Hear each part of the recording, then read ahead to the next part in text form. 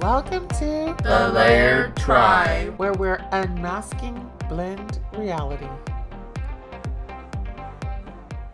Welcome back to Layered Tribes, where we are unmasking the blend reality. We are diving into Blissfully Blended BS by Rebecca Eckler. And I'm excited to get started and look at some of the topics that Rebecca kind of talks about, dives into, gives examples of. I guess I'm going to start with the plus and minuses of bio children that you don't really understand and you don't really see until you're in this layered tribe conundrum. We've all heard, and she kind of mentions in the book, that a common saying of blood is thicker than water. It is, and it's funny / sad / crazy. It's part of the craziness.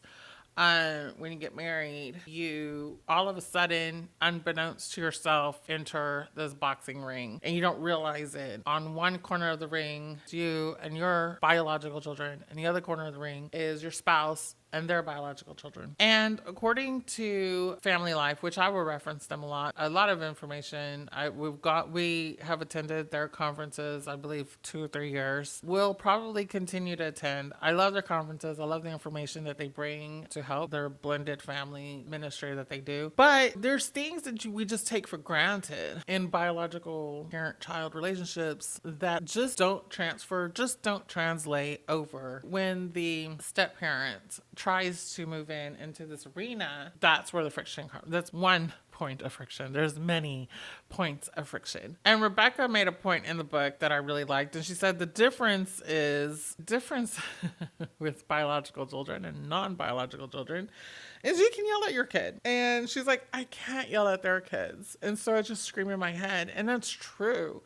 You wind up internalizing, which I really loved how she articulated in this book, is how much you wind up internalizing because you can't lash out. But we tend to lash out at the people who are closest to us, and we can't lash out, or we try not to, in preservation of our relationship. And because we're in this marriage relationship, we're trying to do right by the children that are accompanying our new relationship. So we try to be nice, even though the wicked stepmother has this whole image in the movies and such. So definitely there's a lot of internalizing that happens that is frustrating, and I think she really articulated very well. She does mention that blood in this case is thicker than water and was reflected always as they tried to attempt to blend families. Unfortunately, they didn't make it. Spoiler alert, if we're going to read the book. She did say that after that they split up, that the families didn't really interact or anything. And so she was just kind of like, did we ever blend? Because blood remained with the blood. And the fact that they did share life, it's not very clear in the book on how long they actually were together. But it was very interesting to her on how once they did unblend, which we know you cannot do, but when they did separate the families again, how there was very little contact, none from the extended family or anything. And so the blood is thicker than water. That's why it's layered, because it doesn't really ever mix. It truly doesn't. Another thing that she mentioned was how some days are reserved for biological parents. That's another thing that I thought articulated extremely well, is just the pain of being left out and how often that arises. And this is for men and women. She talks about so many different examples of being left out, her being left out and her husband being left out. I know that's something that my husband and I have talked about. Oh my gosh, first year was awful. Holidays were horrific because my husband has 5 kids. I have 1. His kids came over and it was just kind of like we were the outsiders, and it was awful. It was awful. But at the same token, my daughter does live in the house, and a lot of times my husband's like, when I get home, I feel like y'all are like this little club and I'm the one left out. And it happens. I mean, and we're 7 years in of marriage and it still happens. She talks about it from pretty much the beginning of the book till the end. It is a big point of contention. So it's like when you have that biological pull, this is your kid and you want to be with them and you want to celebrate with them, or if it's a big deal, when exes are involved, it gets really complicated and touchy. She just gave a lot of good examples of that.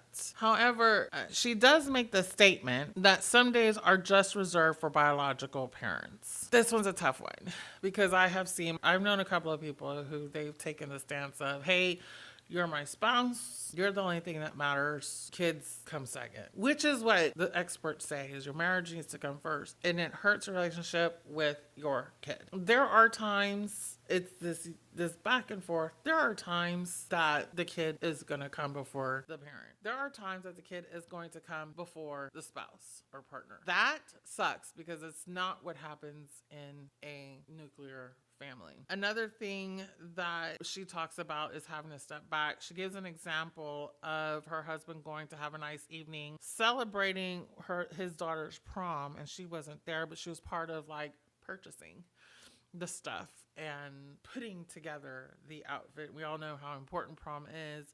She wound up just sitting at home crying that evening while he went with the ex.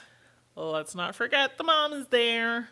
And to focus on his daughter. And, you know, she's kind of wished that he'd have been like, no, you're part of me. We're in this together. And stood up for her to be there. I know, y'all. I can see it going both ways. This kind of was a fight with me and my husband too. When first grandbaby came along, he ran off and it was this whole thing. But on the flip side, on Father's Day, I wasn't comfortable. He has a whole little tradition he does with his kids. And I was like, hey, until one of the kids starts bringing their significant other or spouse, I'm not going to go. And that literally just happened last year. And so for the first 6 years of our marriage, I didn't go to their, family Father's Day thing because those are his kids. They raised them. They started the tradition before me. So, what do you think about that? I think that there are some days that are reserved for biological parents. Also, it really depends on when they came into the picture too, because, my daughter was young, so my husband kind of filled the dad role for her. And so there would never be a time that he wouldn't be included. But his kids were all out of the house when I came into the picture. I will forever be their dad's wife. And it's not even a thing. I'm not even a thought in their minds when it comes to life events. I don't know. What do y'all think about that? I don't know. That's a toughie. I mean, are you of the school of like, you're my spouse and you come and we're going to ramrod and we're going to force the discomfort, live through the discomfort. That's what it is. It's a discomfort of having this outsider in the biological. Or do you agree with Rebecca that some days are reserved for biological parents? I don't know on that one. She kind of also talks about being loyal to the biological ex. And that's where my little chat group gets to talking because that loyalty thing, the mother of my kids, the father of my kids thing, that runs deep. And it's kind of funny because she kind of talks about how, she was like upset when her husband was loyal to his ex. But then she was also doing the same thing. Kind of worried about what her ex thought about her decisions. That loyalty runs deep. That's another thing is that when people are talking about bios, like it's in the book where she talks about how she really is her ex, which is the bio father of her child, and also just like his parents and what they are thinking, and just how that is a part of the life now. That's part of your relationship now when you have these bio parents that y'all are both trying to appease, make happy. I guess the biggest thing also here is that I think that's one of the unspoken things that also just is carried is that in a nuclear family, there's no one else. It's you, it's the two, it's the husband, it's the wife, it's the mom and the dad, and there's no orbiting person that is in existence in the relationship. And I guess that's the thing is now there is.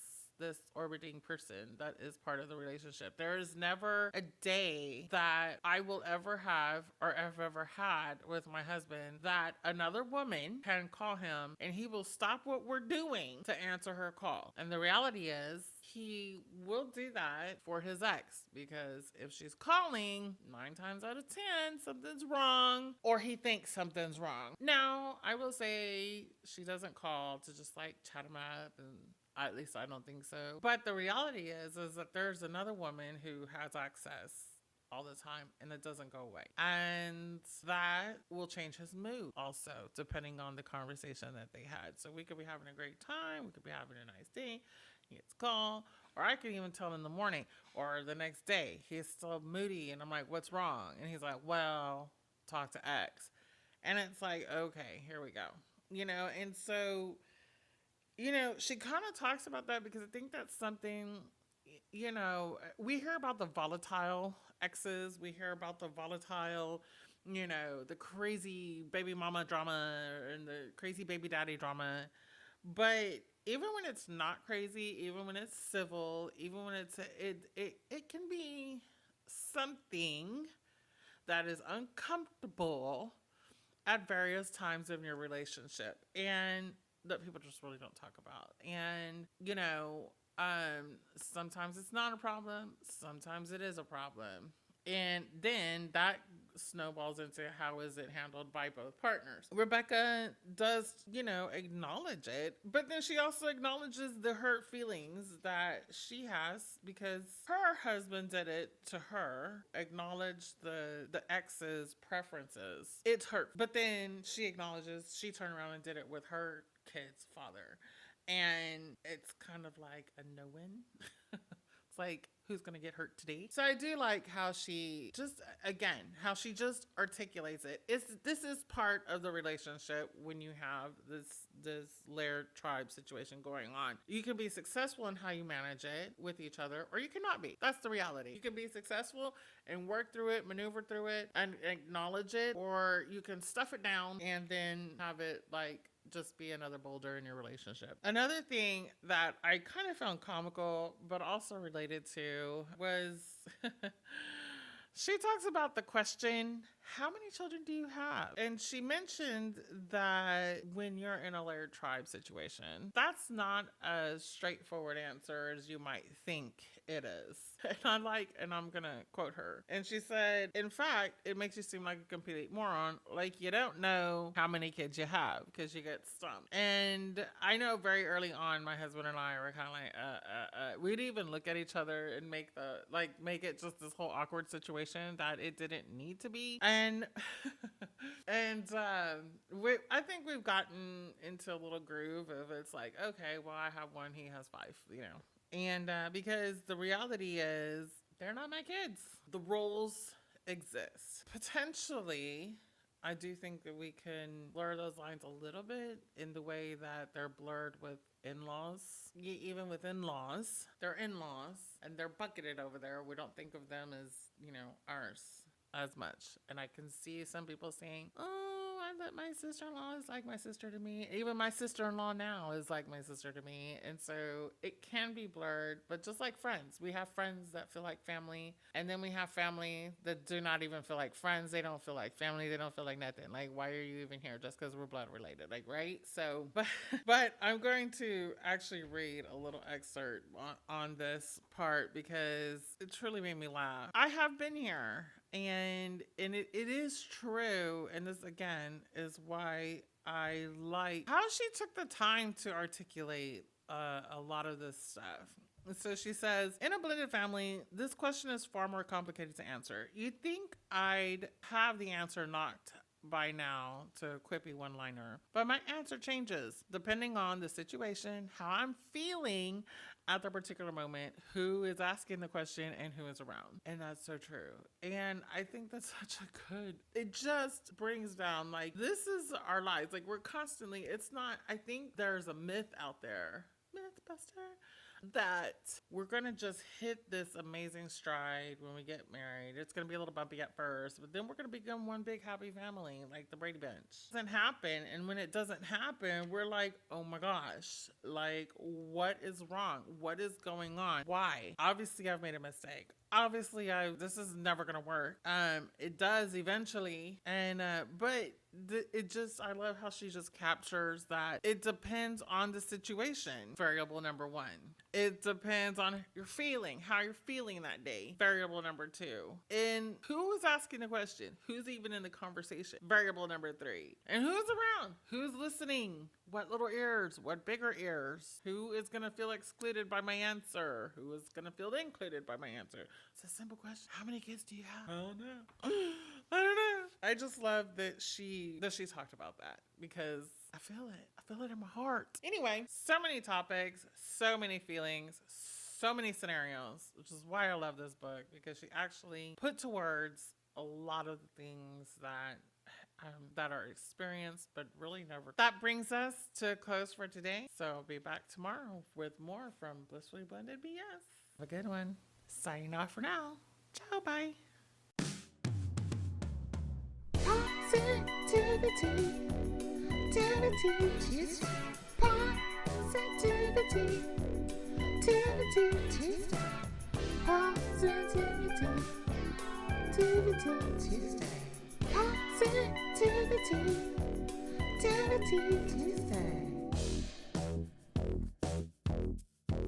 It's Positivity Tuesday. My husband and I, as I think a lot of couples, are very different. He is the eternal optimist to a fault at times. And I, according to him, am a pessimist. I like to think of it as being realistic. As a matter of fact, I even bought some rose-colored glasses. We were having a very spirited debate. And when he got home, I said, hey, I got rose-colored glasses so I could see the world the way you do.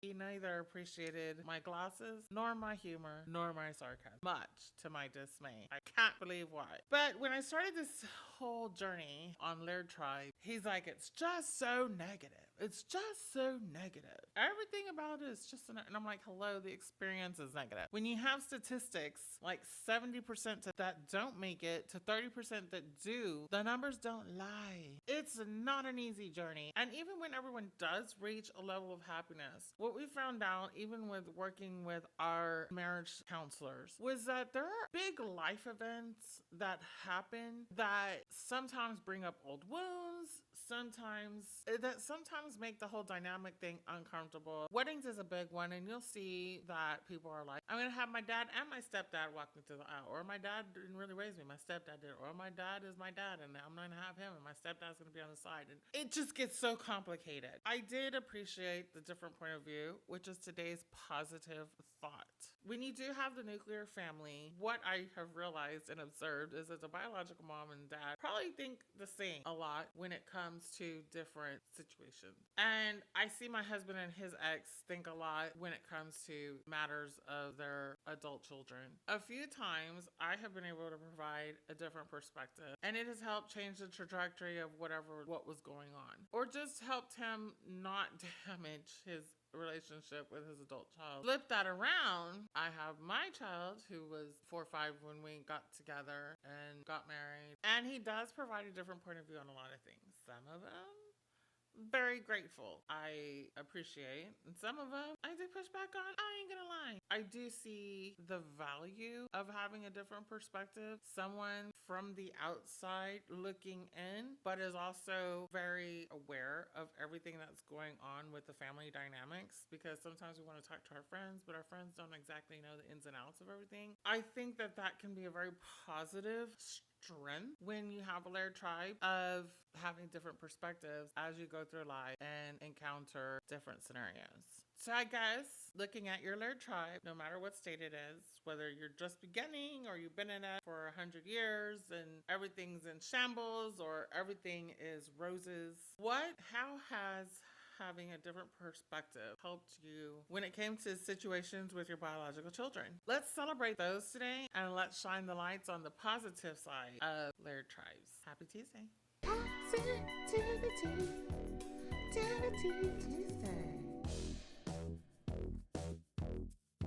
Don't forget, we'd love to hear from you. We welcome comments, testimonials, thoughts, questions, or rants, either by submitting a form on our website or leaving a voicemail at 281-946-9886. This is Jenny, and I wish you strength, grace, and wisdom as you continue this tricky journey with your modern layered tribe. Bye.